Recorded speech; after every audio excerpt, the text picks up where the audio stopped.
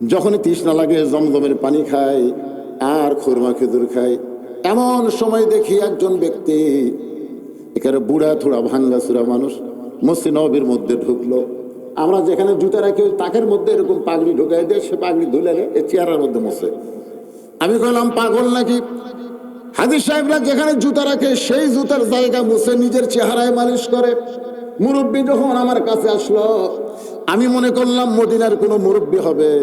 আমি বললাম, এজলেসিয়া শায়েক, আল্লাহর বৃদ্ধ বান্দা, আপনি একটু বসেন। আমার দিকে মুসকি মুসকি হাসি দিয়ে বলে, আপনি যতই আরবি বলেন আপনি বাংলাদেশি।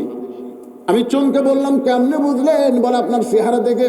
বলে, আমি আপনার চেহারা দেখে মনে করলাম আপনি মাদানি। বলে, আমি মদিনায় 80 বছর 50 বছর হলে আছি। আমার বয়স হলো 80 বছর, আমি 50 বছর হলো মদিনায় আছি। এই থাকতে থাকতে আমার চেহারা মদিনার মতন হয়ে গেছে। সুবহানাল্লাহ।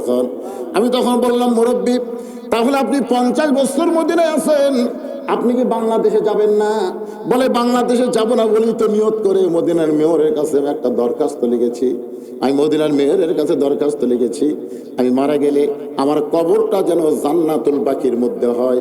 যেই গোরস্থানে 10,000 সাহাবী ঘুম পাড়তেছে, তাদের মাঝখানে আমার কবর যেন হয়। মদিনার মেয়র আমার দরখাস্ত গ্রহণ করেছে। আমি মরে যাওয়ার সঙ্গে সঙ্গে জান্নাতুল বাকির মধ্যে আমাকে দাফন করা হবে। আল্লাহ রাসূল বলেন, জান্নাতুল বাকির সঙ্গে জান্নাতুল ফেরদাউসের একটা সম্পর্ক রয়েছে। আমি যদি এখন বাড়ি যাই, আর বাড়ি যাওয়ার পরে যদি আমার মৃত্যু হয়, আমাকে কিন্তু বাংলাদেশ থেকে আর মদিনাত পাঠাবে না। তাহলে বাংলাদেশে মরে গেলে আমি মদিনাতে আসতে পারবো না। এই কারণে আমি আর বাংলাদেশে যাই না। বলে, আত্মীয় স্বজনের খবর কি? বলে, যাদের মন চায় তারা মদিনায় এসে আমার সঙ্গে দেখা করে, আমি মদিনা থেকে বের হই না। আমি বললাম, মক্কায় গেলে? মক্কা তো আমি যাই না। যদি মক্কায় গিয়ে মারা যায়, আমার কবর হবে জান্নাতুল মাওয়ার মধ্যে, আমার কবর মদিনার জান্নাতুল বাকির মধ্যে হবে না। এই 50টা বছর হলো আমি শুধু মদিনায় থাকি আর মসজিদ নববীর খেদমত করি। আমি বললাম, মুরব্বী, আমি আপনার কাছে জানতে চাই, ওই জান্নাতুল বাকির পূর্ব কোণায় যখনই রওনা দিলাম, মান্নু মান্নু বলে পুলিশ আমাদের খেদায় দেয়, ওই দিকে আমাদের যাইতে দিল না। আর তো বহু কবর ওই এলাকার মধ্যে আছে, কিন্তু আমাদের যাইতে না দেওয়ার কারণ কি? মুরব্বী মুসকি মুসকি হাসার বলে, আপনি জানেন না, ওই জান্নাতুল বাকির পূর্ব কোণায় ঘুমায় আছে আল্লাহর নবীর মা ফাতেমা। আমাকে বল, আপনি কি জানেন না ওই জান্নাতুল বাকির পূর্ব কোণায় ঘুমায় আছে নবীর মা ফাতেমা? আমি তখন বললাম, মুরব্বী, আমি নবীর দুধমা হালিমাতুস সাদিয়ার কবর জিয়ারত করেছি। যারাই হজ করতে যান, দুধমা হালিমাতুস সাদিয়ার কবর জিয়ারত করতে পারবেন। কিন্তু আপনি যাকে মা বলতেছেন সে তো নবীর মেয়ে, সে হলো নবীর মেয়ে ফাতেমা, আর সেই মেয়েকে আপনি মা বলতেছেন। ওই মুরব্বী আমারে বলে, আপনারা কি কিতাব পড়েন না? চলেন নববীর উপর তলায় চলেন। আমাকে সহ আমার সঙ্গে আরো কয়েকজন হাজী সাহেব ছিল, তাদেরকে মসজিদ নববীর উপর তলায় নিয়ে গেল। উপর তলার দক্ষিণ সাইডে একটা মক্তব, মক্তব মানে কিতাবের ঘর। ওই কিতাবের ঘর থেকে একটা কিতাব বের করে, ওই কিতাবটা একটা হাফিজ সাহেবকে, যার বাড়ি হলো কুমিল্লার চাঁদপুরে, কিন্তু এখন মদিনা ভার্সিটিতে লেখাপড়া করে। হজের সময় ওই সমস্ত ছাত্ররা মদিনার ভার্সিটির ছাত্র হাজীদেরকে খেদমত করে। ওই অলিউল্লাহকে বলল, অলিউল্লাহ একটু পড়ে দেখায় দাও। ওই কিতাব বের করে শুরু করে দিল। আল্লাহ রাসূল তায়েফের ময়দান থেকে যখন মক্কায় আসলেন, মক্কা আসার পরে নবীর তখন 4টা মেয়ে ছিল। 4টা মেয়ের মধ্যে রোকেয়া, কুলসুম আর জয়নাব ঘরের মধ্যে ঢুকে আল্লাহ নবীকে বলতেছে, বাবা, তায়েফবাসীরা তো পাথর মারলো, এই কষ্ট আপনি কেমনে সহ্য করবেন বাবা? এই কষ্ট আপনি কেমনে সহ্য করবেন? 3টা মেয়ের মতন কথা বলে যখন ঘর থেকে বের হয়ে যায়, এমন সময় নবীর মেয়ে ফাতেমা ঘরের মধ্যে ঢুকে দরজা বন্ধ করে দেয়। রাসূল বলে, ফাতেমা, ঘরের মধ্যে ঢুকে দরজা বন্ধ করলে মা? ফাতেমা বলতেছে, বাবা, ইব্রাহিম নবীর জন্যে আল্লাহ নমরুদের চাগুন শান্তির বাগান বানায় দেয়, মুসা নবীর জন্য আল্লাহ সাগরকে রাস্তা বানায় দেয়, আর আমার বাবার জন্য আল্লাহ তাইফের পাথরকে তুলা বানাবার পারলো না। আজকে ফিলিস্তিন মুসলমানের জন্য বাইতুল মুকাদ্দাস আল্লাহ আবাবিল পাখি প্রেরণ করে না, আর আব্রাহা বাদশা যখন বাইতুল্লাহ দখল করতে ছিল তখন আবাবিল পাখি দিয়া তাদের হস্তি বাহিনীকে ধ্বংস করেছিল। ধরে কোন কথা ঠিক কিনা? আপনারা বলেন তো, মসজিদে হারাম আল্লাহর ঘর, বাইতুল মুকাদ্দাস আল্লাহর ঘর, তাহলে মসজিদে হারাম কাবা ঘর ধ্বংস করতে আসলে তাকে যদি আল্লাহ পাখি দিয়া ধ্বংস করে দেয়, আজকে বাইতুল মুকাদ্দাসে 32,000 মুসলমানকে ইহুদি শয়তানরা হত্যা করলো। এ পর্যন্ত 72,000 মুসলমান পঙ্গু অবস্থায় হাসপাতালের মধ্যে আছে। এদের মধ্যে 20,000 শিশু বাচ্চাকে ওই পাপিষ্ঠরা হত্যা করেছে। একটু খেয়াল করেন। তাহলে ইব্রাহিম নবীর জন্য আল্লাহ নমরুদের আগুনের চুলা শান্তির বাগান বানায় দেয়, মুসা নবীর জন্য আল্লাহ সাগরকে রাস্তা বানায় দেয়, আর আমাদের নবীর জন্য তাইফের পাথর আল্লাহ তুলা বানায় না। নবীর গোটা দেহ দরদর করে রক্ত পড়ে। ফাতেমা বলতেছে, বাবা আপনি বড় না ইব্রাহিম বড় না মুসা বড়?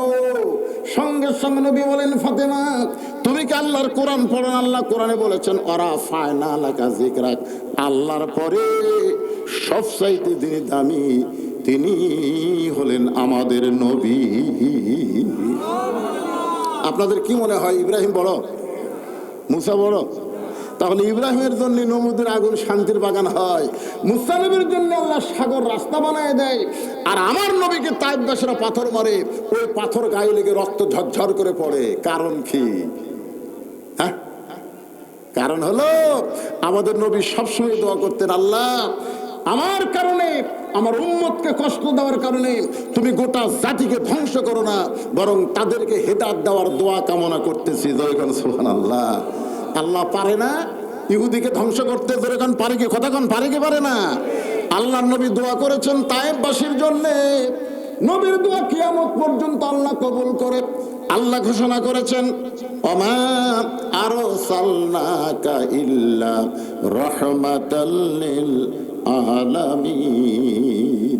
নবী তাকায় দেখে ফাতেমা পানি গরম করতেছে, জয়তুন তেল গরম করে ঘরের মধ্যে ঢোকে, আল্লাহ নবীকে নিজের উরাতের উপরে শোয়া দিয়া নবীর গায়ের জুব্বা খুলে যত জায়গায় তাইফবাসী পাথর মারছে প্রত্যেক জায়গার মধ্যে গরম পানির মধ্যে নরম কাপড় চুবড়ায় চুবড়ায় নবীর গোটা দেহ পরিষ্কার করে ফাতেমার নরম আঙ্গুলের মধ্যে জয়তুনের গরম তেল নিয়ে নবীর ক্ষতস্থানে যখন মালিশ করে দেয়, এক সময় নবী ঘুমায় গেছে, ওই ঘুমের মধ্যে স্বপ্নে দেখে নবীর মা আমিনা নবীর পাশে দাঁড়ায় কাঁদতেছে। আমিনা যখন কান্দে, নবীর স্বপ্নকে বাস্তব মনে করে মা বলে হাতটা চাইপা ধরে, ঘুমটা ভেঙ্গে যায় ফাতেমার চুমুতে।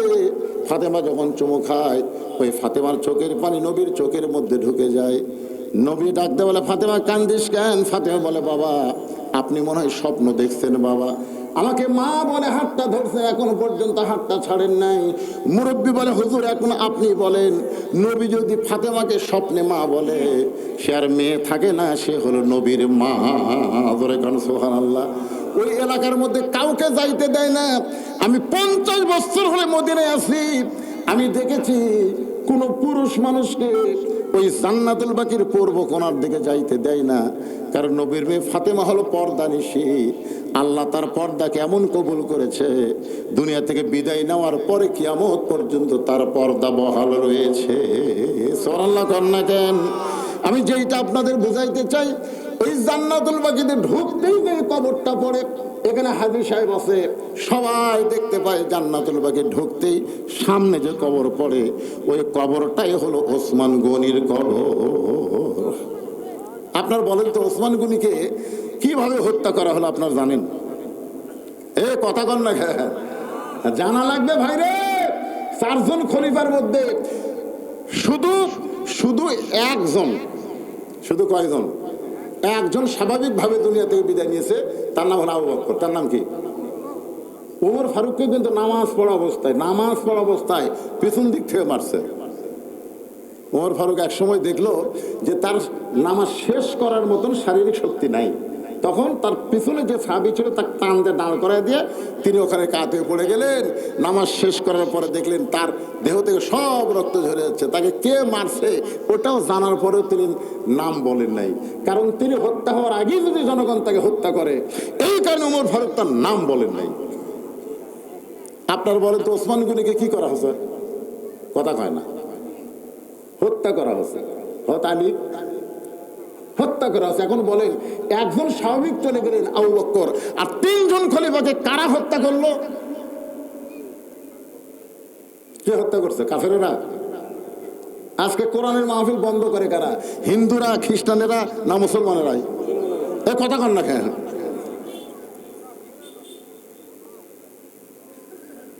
আপনারা বাংলাদেশে কোনদিন দেখছেন হিন্দুদের হরিবাসর বন্ধ হচ্ছে? এ কথা কন না কেন? হরিবাসর বন্ধ হচ্ছে? খ্রিস্টানদের কোন অনুষ্ঠান বন্ধ হচ্ছে? ইহুদির কোন অনুষ্ঠান বন্ধ হয়েছে? কিন্তু আমাদের বক্তারা কোরআনের মাহফিল করে, একদল করবার চায় আর একদল বাধা দেয়। জোরে কর কথা ঠিক কিনা? এই যে শালারা বাধা দেয়, এরাই হযরত ওমর ওসমান আলীকে হত্যা করেছে। জোরে কর কথা ঠিক, এরা কিন্তু মুসলমান না। আল্লাহ কোরআনে বলেছেন, ওয়ামিনান নাসি মান ইয়াকুলু আমান্না বিল্লাহি ওয়া বিল ইয়াউমিল আখিরি ওয়া মা হুম বিমুমিনিন। আল্লাহু আকবার। আপনারা কি বিরক্ত হচ্ছেন? আমার কথাকে বুঝতে পারতেছেন? বর্তমান বিশ্বের প্রেক্ষাপটে একটু গুরুত্বপূর্ণ আলোচনা মনোযোগ দিয়ে শুনবেন। সব কথা আসবে আস্তাইনু বিস-সাবরি ওয়াস-সালাহ ইন্নাল্লাহা মা'আস-সাবিরিন। এখন যেই কবরটা সবার সামনে পড়ে সেই কবরটা হলো ওসমান গনির কবর। নবীর 4 জন খলিফার মধ্যে 4 জন গুরুত্বপূর্ণ সাহাবীর মধ্যে 2টা আছে নবীর সাথে, 2 জন আছে নবীর সাথে। নবীর পাশে কয়জন? তার নাম কি? আবু বকর আর উমর। আবু বকর কথা কয় না। আবু বকর আর উমর নবী দাফন হওয়ার পর রওজার মধ্যে আবু বকর আয়েশাকে বলেছিল, মা তোমার ঘরের মধ্যে আল্লাহর নবী, আমি একটু নবীর সঙ্গে থাকতে চাই। আয়েশা বলে, বাবা আপনি হিজরতে নবীর সঙ্গে ছিলেন, গারে সুরের মধ্যে নবীর সঙ্গে ছিলেন, আপনি চলে যাওয়ার পর নবীর সঙ্গে থাকবেন, আমার কোনো আপত্তি নাই। কারণ মেয়ের ঘরের মধ্যে বাবা আর স্বামী ঘুম পাড়তেছে। সুবহানাল্লাহ। উমর ফারুক যখন আহত হলেন মসজিদের মধ্যে, তখন আব্দুল্লাহ ইবনে উমরকে বললেন, আব্দুল্লাহ রে, আমি তো যে কোনো মুহূর্তে দুনিয়া থেকে বিদায় নিব, মা বাবা একটু মা আয়েশার কাছে বল, আমি একটু নবীর পাশে থাকতে চাই। আব্দুল্লাহ এসে মা আয়েশাকে বললেন, মা আল্লাহ নবীর পাশে আপনার বাবা ঘুমায় আছে, আমার বাবা একটু ঘুমাবার চাই। আয়েশা বললেন, না, আমার বাবার পাশে আমি থাকতে চাই। স্বামী বাবার কাছে থাকতে কোনো অসুবিধা? জোরে কোনো অসুবিধা? কিন্তু ওই জায়গায় যদি ওমরকে রাখা হয় তাহলে আমি আয়েশার থাকতে পারবো না। আমি থাকবো কোন জায়গায়? আমি সারা জীবন নিয়ত করেছি আমার স্বামীর পাশে থাকবো, কিন্তু আমার বাবার অনুরোধকে আমি ফেলতে পারি নাই। এখন বাবা স্বামী তার পাশে আমি থাকতে ইসলামেও কোনো নিষেধ নাই। দেখেন দুনিয়া থেকে বিদায় নেওয়ার পরেও তারা খেয়াল করে। আব্দুল্লাহ বলতেছে, আমার বাবার বোনের বড় সাথ, নবীর পাশে একটু থাকতে চাই। আয়েশা বলতেছে, আমি অনুমতি দিবার পারলাম না। ওমর ফারুক কাছে আব্দুল্লাহকে বললেন, বাবা মা আয়েশার কাছে যখন আপনার থাকার কথা বললাম, মা আয়েশা অনুমতি দিল না। ওমর ফারুক বলতে, তাহলে আমি মরে যাওয়ার পর পৃথিবীর যেখানে পারিস আমাকে কবর দে, আমার কোনো আপত্তি নাই। ওমর ফারুক যখন দুনিয়া থেকে বিদায় নিলেন, এমন সময় আয়েশা বুঝতে পারলেন আল্লাহর নবী মাঝে মধ্যে বলতেন, আমার পরে কেউ যদি নবী হতো লাউ কানা ওমর। আল্লাহ ওমরকে নবী বানাই নাই, নবী হওয়ার সব যোগ্যতা ওমরকে দান করেছে। আয়েশা খুবই কাঁদলেন। ওমর ফারুকের দেহের পাশে, লাশের পাশে গিয়ে কাঁদলেন। যে মানুষটা ইসলামের জন্য এত ত্যাগ স্বীকার করেছে, যেই মানুষটা ইসলামকে অর্ধ পৃথিবী পর্যন্ত বিস্তৃত করেছে, সেই মানুষটা আমার বাবার কাছে থাকবে, আমার স্বামীর কাছে থাকবে, আমি আপত্তি করি না। দরকার আমি থাকবো বাহিরে, আমি ওমরকে থাকতে জায়গা দিবার চাই। ধরে কারো সুবহানাল্লাহ। ডান পাশে আবু বকর, বাম পাশে ওমর, মাঝখানে আল্লাহর নবী। একটু খেয়াল করবেন, আল্লাহর বান্দার একজন ওসমান গনি জান্নাতুল বাকিতে, আর একজন হযরত আলী কিন্তু মদিনায় নাই, তার কবরটা হলো ইরাকে। আমার কথা কি বুঝতে পারলেন? আগে ছিল দামেশ, বর্তমান ইরাক হয়ে গেছে। এখন ওসমান গনির কবরের পাশে আমি দাঁড়ালাম, হাজী সাহেবও দাঁড়াইছে। যারা দাঁড়াইছে তারাই বুঝতে পারে, দাঁড়ানো মাত্র তারা দেহ থরথর করে কম্পন শুরু হয়ে যায়। ওসমান গনির কবরে ছোট্ট একটা পাথরে খোদাই করে লেখা আছে ওসমান গনি। এই গনি মানে হলো ধনী। আল্লাহ কোরআন কারিমে বলেছেন, আল্লাহ গানিয়ুন ওয়া আনতুমুল ফুকারা, আমি আল্লাহ হচ্ছে ধনী, বাদ বাকি সবাই ফকির। রাসূল বলেছেন ইল্লা উসমানু গানিয়ুন, দুনিয়াতে একজন ধনী আছে, তার নাম হলো ওসমান। সমস্ত সাহাবের বলে ইয়া রাসূলুল্লাহ, ওসমান কেমনে ধনী হলো? রাসূল বলেন তাহলে শোনো। একদিন আমি নবী বসে আছি, এমন সময় একজন সাহাবী এসে আমাকে বলে ইয়া রাসূলুল্লাহ, আজকে কয়েকদিন হলে খাই নাই, যদি পারেন আল্লাহর রাস্তায় আমাকে একটু সহযোগিতা করেন। সঙ্গে সঙ্গে নবী এইভাবে জুব্বা তুলে দেখালেন। সাহাবী তাকায় দেখে নবী ক্ষুধার জ্বালায় পেটে পাথর বাঁধে বসে আছে। সাহাবী যখন যাবার চাই, আল্লাহ রাসূল বললেন আম্মা সাইলা ফালা তানহার, রে সাহাবী তুমি আমার কাছে সাইল করলা, তুমি কোথায় যাবা? বলে হুজুর আমি ক্ষুধার্ত হয়েছি, কিন্তু আপনার মতন এত ক্ষুধা নাই।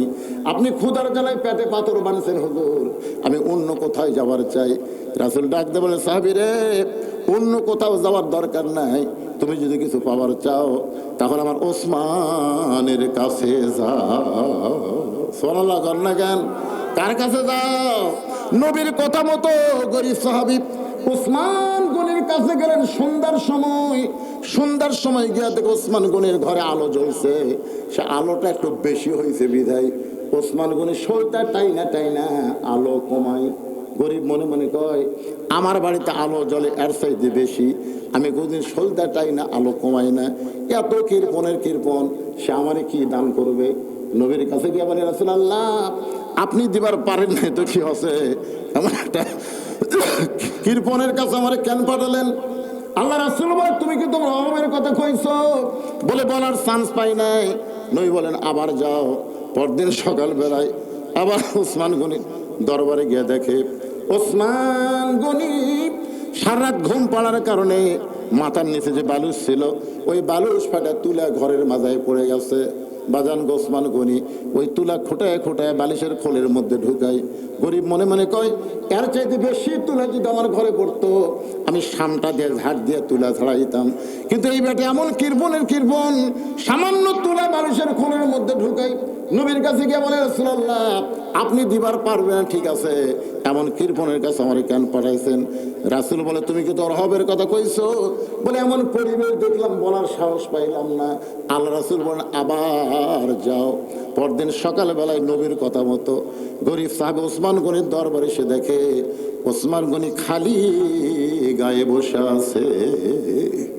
খালি গায়ে বসে থাকা দেখে গরিব একটু থমকে দাঁড়ালেন, খালি গায়ে কেন? হঠাৎ দেখতে পায় তার কোলের মধ্যে থেকে একটা জুব্বা টেনে বের করে কয়েক জায়গায় জুব্বা ছিঁড়ে গেছে। ওই জুব্বাটা সেলাই করবে, কিন্তু শুয়ের মধ্যে সুতা ঢোকাবার পারতেছে না।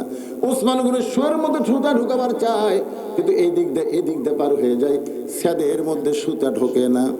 ওসমান গনি এই কষ্ট দেখে গরিব বলতে ওসমান ভাই আপনার শুয়ের মধ্যে একটু সুতা ঢুকাই দিলে কেমন হয়? ওসমান সালাম দিয়ে বলে ভাইজান তাহলে তোমার বড় উপকার হয়।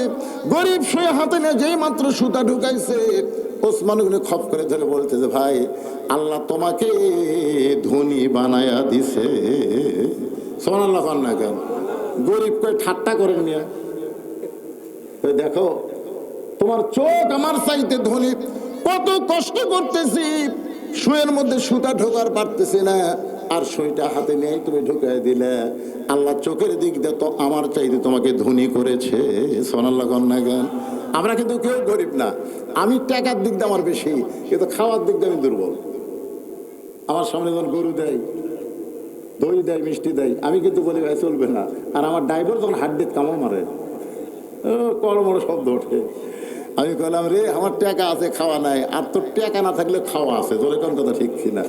একজনের বাড়ি আছে দেখবেন, একজনের 3 তলা বাড়ি আছে ঘুম নাই, আর একজনের বাড়ি নেই কিন্তু ঘুম আছে না নাই? তোর এখন দেখবেন এই ভুটভুটির মধ্যে ঘুম পাড়তেছে, লাখ টাকা ভুটভুটির উপর ঘুম পাড়তেছে, আর ওই 3 তলা বাড়িতে এসি দিয়ে আমার ঘুম হয় না, ঘুমের ট্যাবলেট খাই তারপরে ঘুম ধরে না। তোর এখন কথা ঠিক?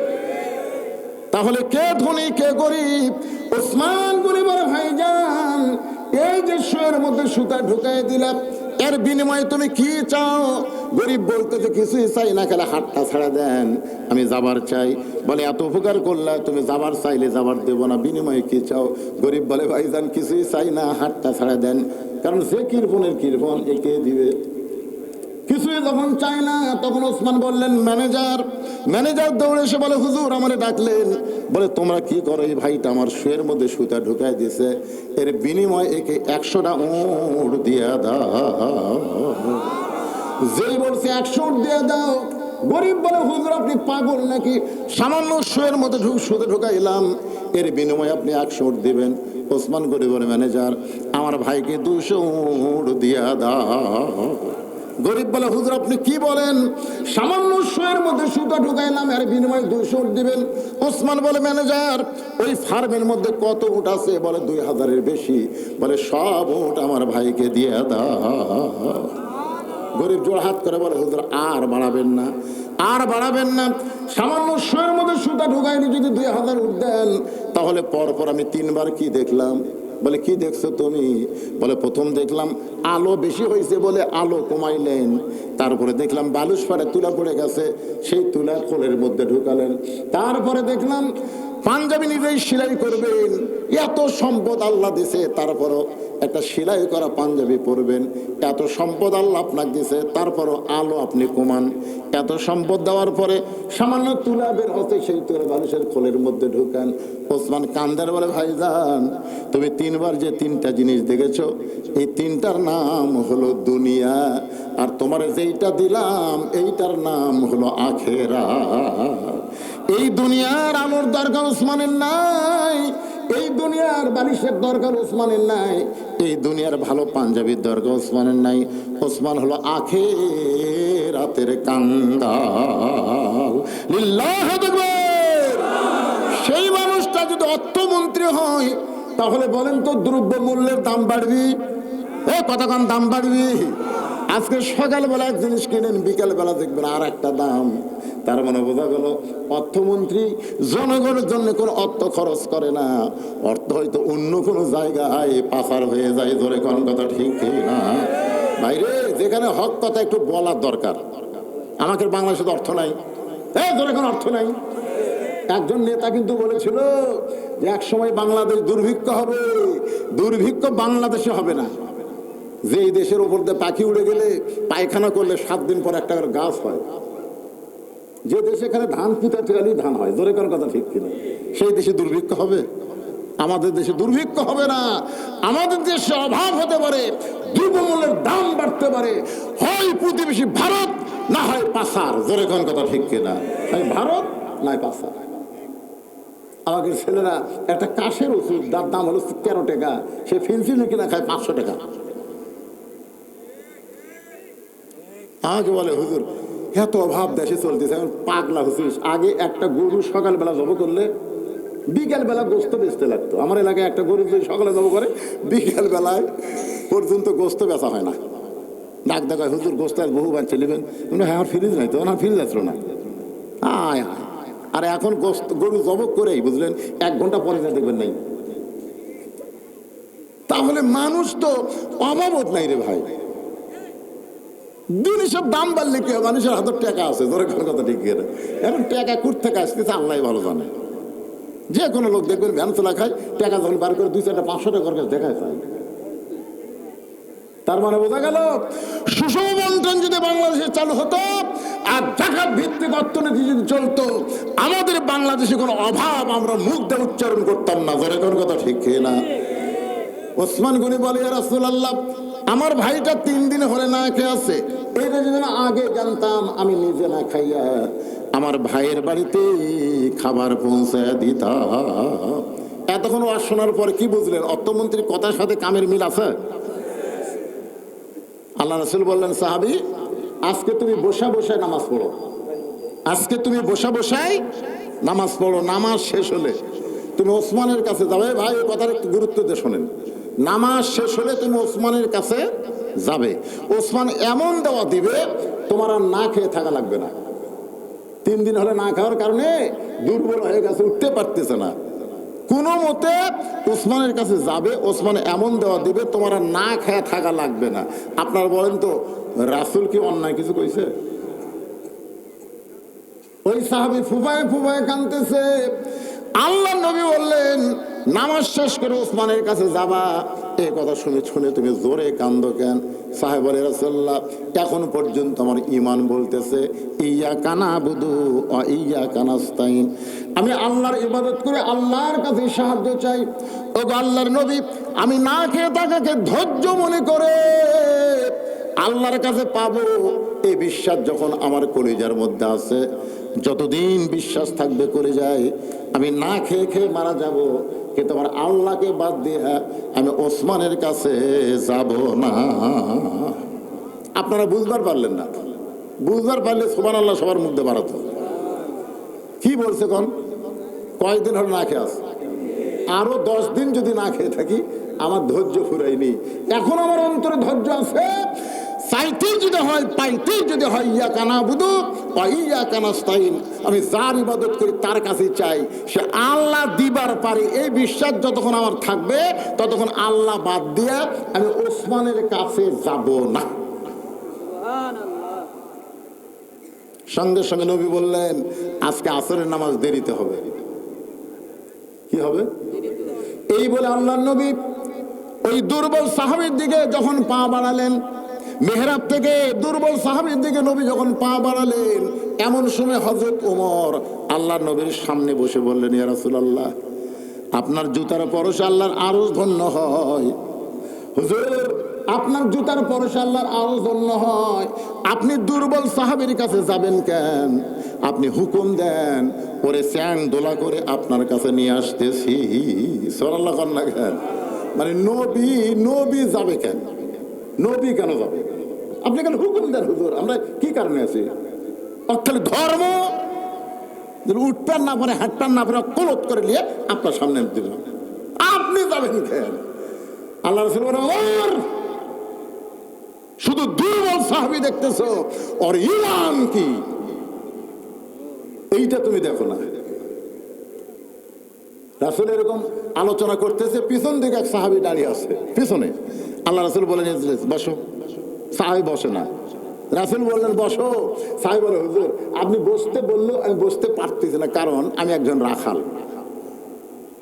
যখন বেলাল আজান দেয় সব কাজ কাম বাদ দেয়, নামাজ পড়তে দৌড় দিই, আসা থেকে মসজিদ ভরে গেছে। আমি তখন বারান্দাত দাঁড়িয়ে আপনার পিছনে নামাজ পড়ি।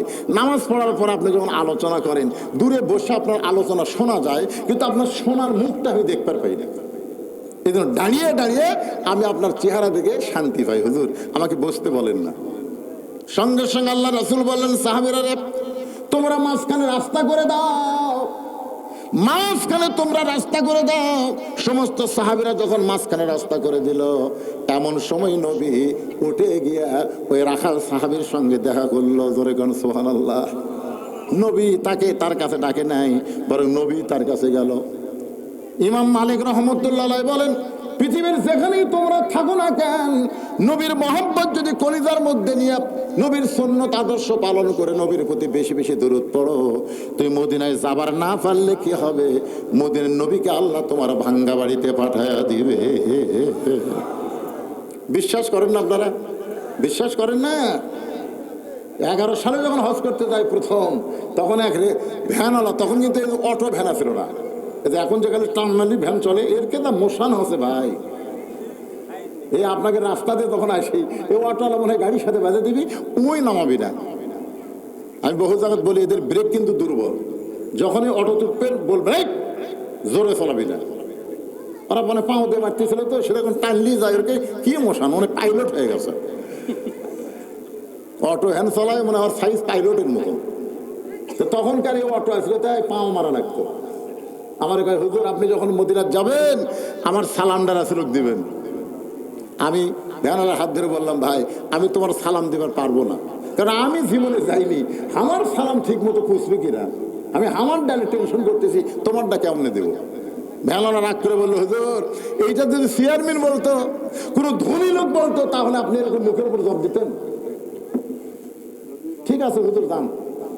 আমি তখন ভ্যানালার হাত ধরে বললাম, ভাই, তুমি জীবনে মদিনা যাওয়ার পারবে কি পারবে না সেটা আল্লাহ ভালো জানে, কিন্তু মদিনার মানুষটা যদি তোমার কাছে আসে। ভ্যানালা বলে, হুজুর, আমি মদিনা যাওয়ার পারবো না, মদিনার মানুষটা আমার কাছে কেমনে আসবে? আমি বললাম, ভাইজান, 5 ওয়াক্ত নামাজ জামাতে আদায় করবা, 5 ওয়াক্ত নামাজ জামাত আদায় করো। আর ঈশার নামাজ পড়ার পরে তুমি যখন বিছনায় যাবা, পেশাব পায়খানা করো, যা করো, করার পরে তুমি ওযু করবা। পবিত্র অবস্থায় খালি ঘুমালে হবে না, ওযু করা লাগবে। ওযু করার পরে আমি একটা দরুদ শিখাই দিলাম, জাযাকাল্লাহু আন্না মুহাম্মদ, জাযাকাল্লাহু আন্না মুহাম্মদ। 41 বার তুমি পড়বা। আর একটা দরুদ পড়বা, আল্লাহুম্মা সাল্লি আলা মুহাম্মাদিন ওয়াসিলাতি ইলাইকা। এই দরুদটা পড়ে আয়াতুল কুরসি পড়ে তোমার বুকে ফুঁক দিয়ে তুমি ঘুমাইবা। আমার বিশ্বাস অল্প দিনের মধ্যে নবীর সঙ্গে তোমার দেখা হবে।